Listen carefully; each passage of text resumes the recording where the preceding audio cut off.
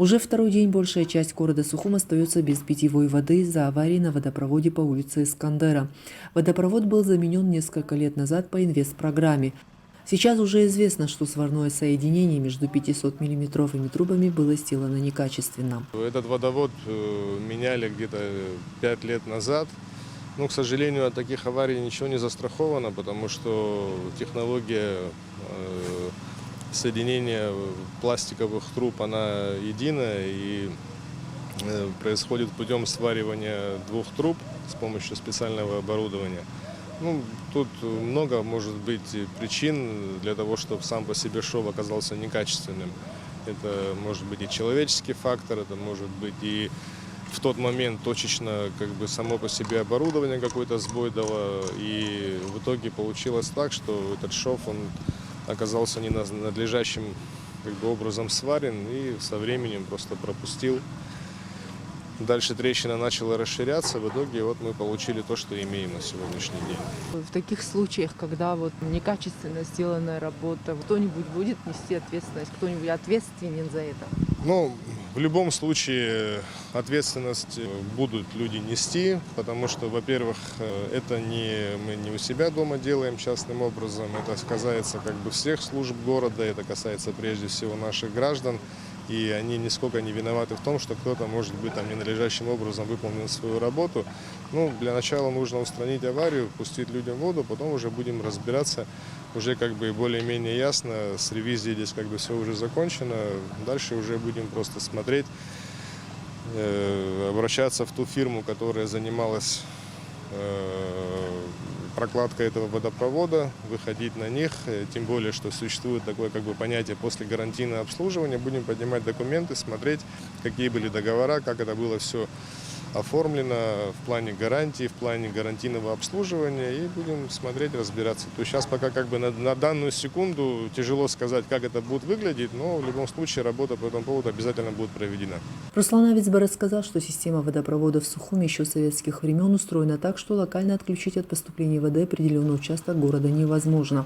Если даже где-то есть задвижки, они уже заржавели. Некоторым из них уже более 70 лет.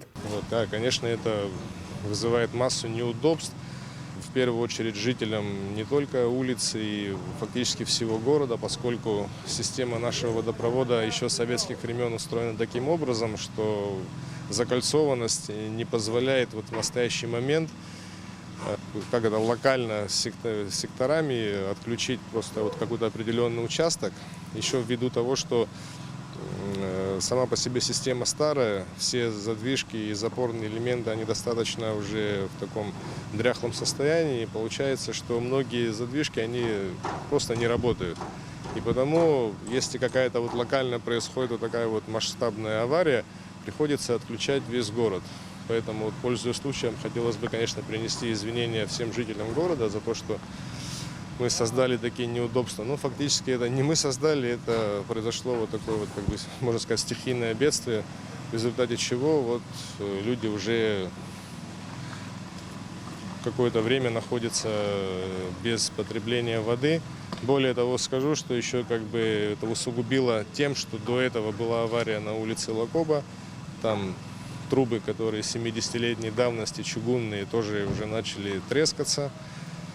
И в результате в субботу-воскресенье, опять-таки по той причине, которую я назвал, приходилось останавливать воду. И буквально в понедельник внезапно произошла эта авария. И это по продолжительности времени, конечно, вызвало массу неудобств, поэтому все это очень печально. Но люди работают день и ночь, не останавливаются, стараемся быстро устранить эту проблему.